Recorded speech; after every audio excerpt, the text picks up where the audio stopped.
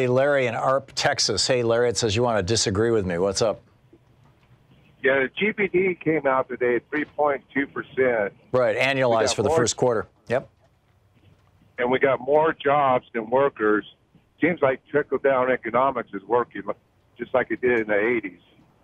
I'd say it's working just like it did in the 80s, the 90s, and the early 2000s. Yeah, you're seeing the rich get massively richer. You're seeing wages for working people go down. We're experiencing a sugar high right now, Larry, and Donald Trump would be the first to acknowledge that, by the way.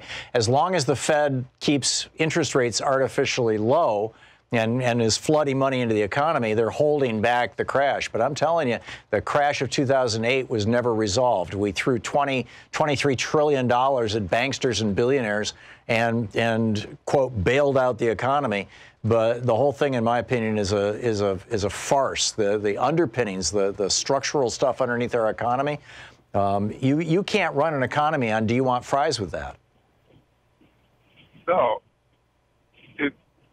Everybody's wages are going up. Everybody's getting better jobs. Yeah, for the moment. And you wrote a book, 2016. You're wrong about that. Yeah, you're right. I was off on the year, but I'm guessing that you haven't read the book, The Crash of 2016, Larry, because if you had, you wouldn't be talking like this.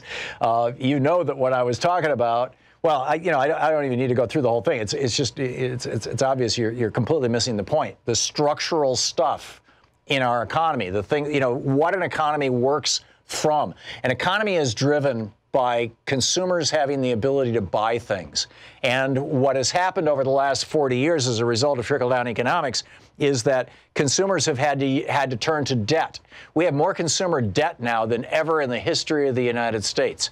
Our consumer debt is approaching our GDP. We have massive corporate debt in the United States. And the only reason that the entire thing is not falling apart is that the Fed is holding interest rates, well below 2%. If interest rates were to go back to where they normally historically were, and frankly where they need to be for the economy to function in a normal fashion, you would see a crash, and that's why when they virtually instantly. That's why when they just started incrementally stopping the bond purchases, in other words, stopping flooding the money with flooding the economy with free money. When they slowed that down and stopped it, the economy went negative. Last 3 months of last year were negative for the economy and for the stock market and everything else. And so, it's like you're looking at one data point out of a whole large bunch of them, and trying to infer that somehow, trickle-down economics beats Keynesian economics. When all the evidence is that that's nonsense, Larry. It may beat the Keynesian economics for really rich people. That Koch brothers are really, really happy. Warren Buffett is doing better than he ever has in his life. But the average working person in the United States, yeah, they might see a 2 or 3%, increase in their wages this year, or maybe a 1% increase in their wages. But, they're still, the household income right now is where it was in 1980. Individual wages are about 60% of where they were in 1980. We've seen a steady decline in wages since the rise of Reaganomics.